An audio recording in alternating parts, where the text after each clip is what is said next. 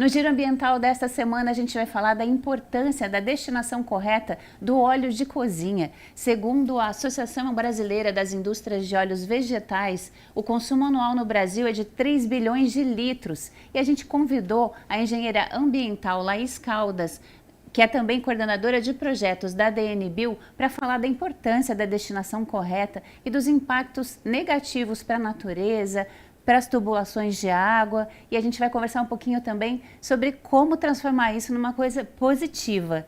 Muito obrigada pela sua participação, Laís. Bom dia, eu que agradeço. Eu queria que você falasse para a gente, então, sobre os danos primeiro, né? Quais são os impactos para a natureza, para o meio ambiente? Eu sei que a descarte incorreto do óleo, ele pode danificar os corpos da água, o solo. Fala um pouquinho para a gente sobre isso. Na verdade, quando o óleo vai in natura para as redes de esgotos, o primeiro dano que ele causa são nas tubulações nas próprias residências. Eles vão encrostando até gerar um entupimento na residência. Pós passado da tubulação da residência, ele é um problema nas estações de tratamento de esgoto, né, nas estações de tratamento de efluente. Por quê? Quando a estação tem que tratar a água com esse óleo, ela fica mais custosa, ele dá mais trabalho para finalizar essa tratação da água para seguir para um corpo hídrico. Se o município acaba fazendo essa liberação desse material ou acaba tendo um derramamento num corpo de água, ele vai formar uma camada em cima do rio, né? E essa camada ela impede que entre luz solar, causando mortandade de peixes e outros problemas que a gente verifica quando acontecem acidentes com derramamento de óleo. E para o solo também, ele acaba fazendo uma camada ali, impermeabilizando, dificultando a penetração da Isso. água e o escoamento, né? Também, para o solo, ele acaba sendo mais difícil de tratar do que no caso da água, porque o óleo e a água não se misturam. Já no solo, não. Para fazer esse tratamento do solo, teria que fazer um tratamento muito mais caro para tratar esse solo, ou muitas vezes teriam que remover esse solo e descartar, assim, em aterros especializados, né? Tratando-se de pequenos derramamentos. Grandes derramamentos precisa ter um tratamento específico aí para fazer essa purificação de solo. E se a gente pensar no meio ambiente como um contexto geral, né? Tem o óleo de cozinha, tem o óleo automotivo, tem aquela poluição também que fica nas estradas e acabam indo para os corpos d'água. Então, retirar esses 3 bilhões de litros da natureza e dar a destinação correta é, no mínimo, uma super atitude, assim, uma coisa que a gente já faz que beneficia demais, né, Laís? Sim, só de não ter que tratar esse material na natureza já é um ganho muito grande. A gente economiza em dinheiro e em recurso natural também, tá? Até porque, se tratando de óleo, ele é uma matéria-prima viável, então ele pode se tornar outros produtos. Então, além de ser um material que, se fosse descartado de maneira incorreta, ele gera um problema, ao contrário, ele, se ele for tratado e processado da maneira adequada, ele é um insumo que deixa de poluir e deixa de ser necessário adquirir matéria-prima virgem para a produção de outros materiais. E aí, eu queria que você falasse para a gente, desse um pouquinho da dimensão do que pode vir a ser um óleo de cozinha destinado corretamente. Hoje, aqui na empresa, a gente trabalha prioritariamente com desmoldantes, que é a nossa principal finalização desse processo de reciclagem. Então, como a gente faz, tá? Estabelecimentos parceiros, projetos, residências, pequenos geradores, a gente faz a captação desse óleo, traz para a empresa, processa esse material, faz a finalização dele em produto, esse produto volta para a construção civil, né? Que é um insumo básico para a construção civil de pré-moldados, com uma laudação de produto biodegradável, então ele já não é mais poluente, ele não é nocivo para o meio ambiente, nem para o ser humano que está utilizando, porque é um produto vegetal. E a gente consegue reinserir esse produto no mercado para a área de pré-moldados. Uma segunda vertente que a gente também tem é para a área de limpeza de grandes indústrias. se torna um desengraxante de alta eficiência, removendo até as sujeiras mais pesadas, e faz esse processo de limpeza do equipamento. Um produto que, se não tratado, é um poluente, ele consegue se tornar um agente de limpeza de máxima eficiência. E Laís, eu vi que vocês têm 10 anos de existência, né? Você tem uma ideia de números, de quanto vocês já conseguiram recuperar nesse tempo todo? Olha, a gente já está aí, é um número bem alto, tá? Vou ser sincero e falar assim que especificamente o número não, mas a gente recupera em torno de 1 bilhão de litros de óleo por ano, em média, e essa quantidade vem crescendo. De 5 anos para cá, essa quantidade vem aumentando consideravelmente ano a ano, tá? Isso no nicho de vocês, mas também dá para ser aproveitado em sabonete, em detergente, em outros mercados também, né?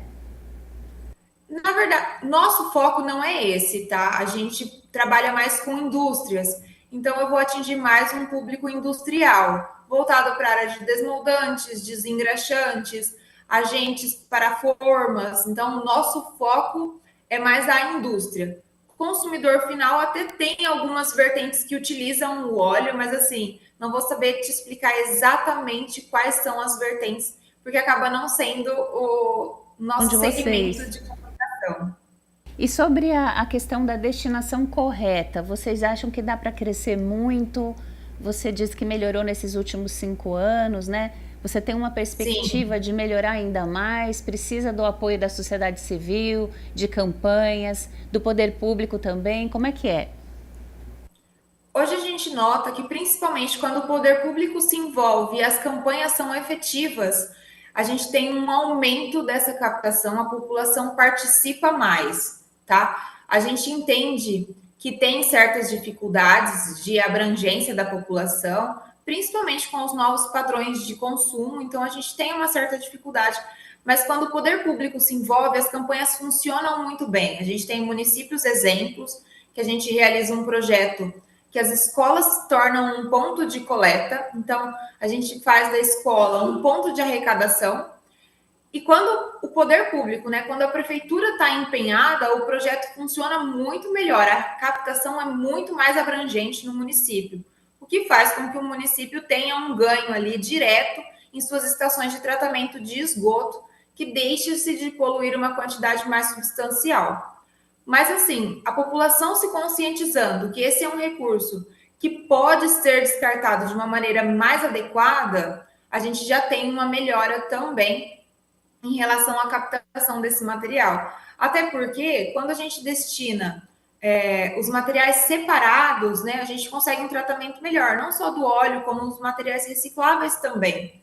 As cidades aqui próximas têm uma coleta de materiais recicláveis efetiva e, geralmente, a captação seletiva, ela também tem uma pequena vertente para o óleo, é que chega-se pouco material através da coleta seletiva, mas também é uma opção viável para o descarte da população, deixar separadinho na frente da sua residência.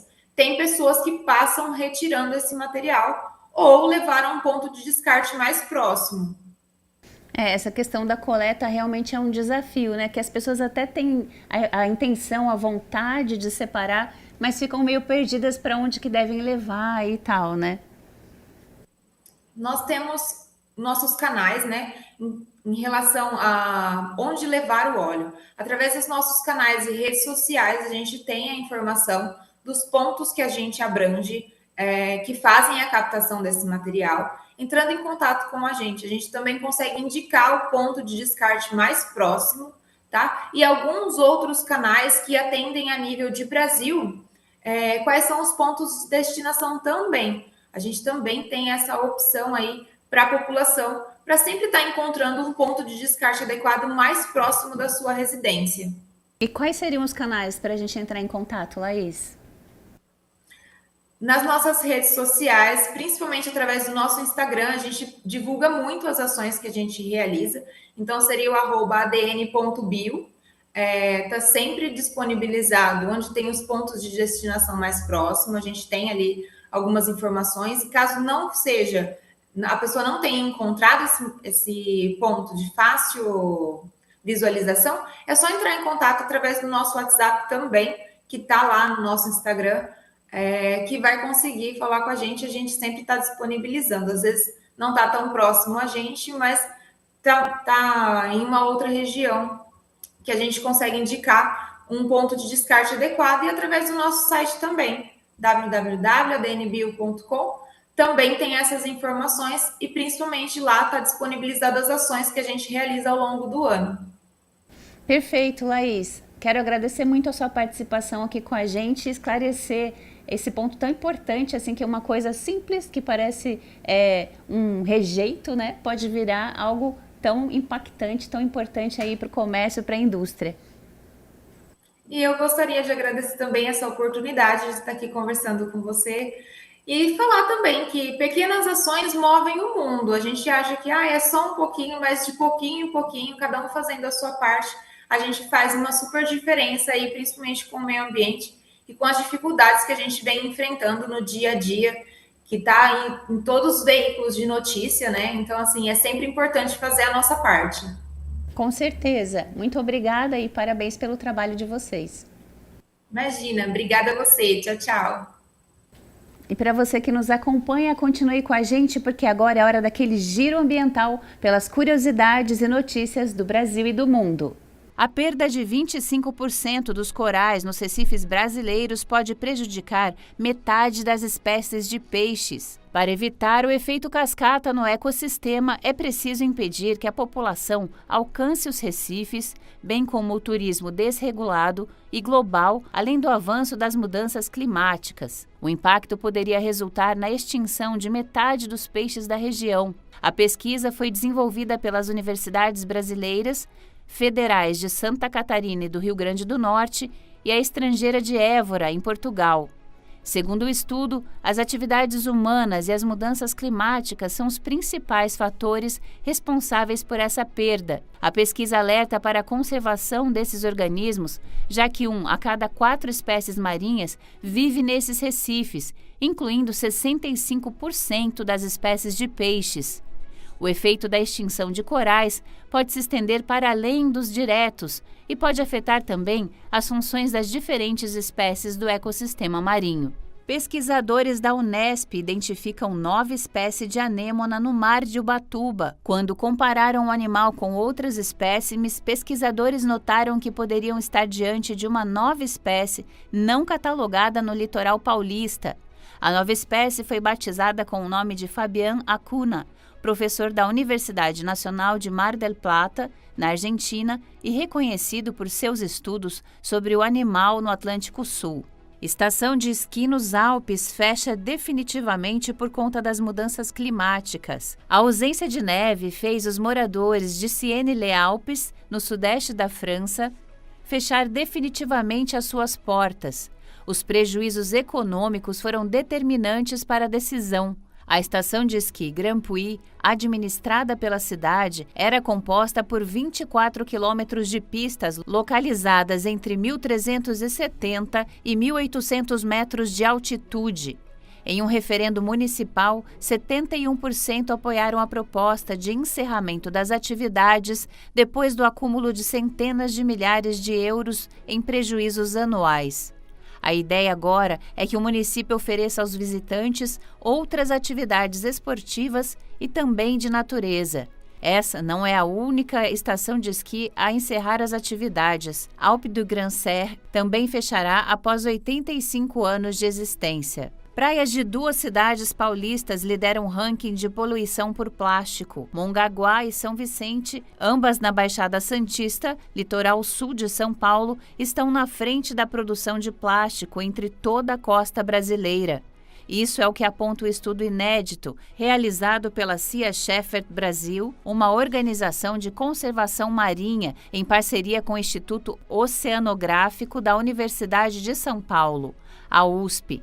Foram analisadas 306 praias brasileiras. Entre as 2 categorias de poluição por plásticos, Mongaguá é a primeira em microplásticos, com 83 fragmentos por metro quadrado, e São Vicente em macro-resíduos. Monitoramento de animais marinhos contribui para a conservação da biodiversidade do oceano.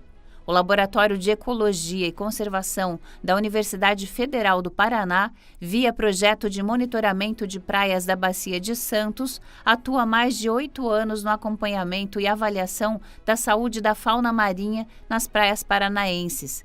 Todos os dias, as equipes técnicas percorrem o litoral do Paraná, desde as ilhas de Superagui, Peças e do Mel até Barra do Saí, para a coleta das informações ambientais e biológicas, bem como dos animais e o resgate daqueles que demandam de atendimento. Em 2023, mais de 2.240 animais foram encontrados mortos. Entre as 37 espécies haviam pinguins, outras aves marinhas, tartarugas e mamíferos marinhos.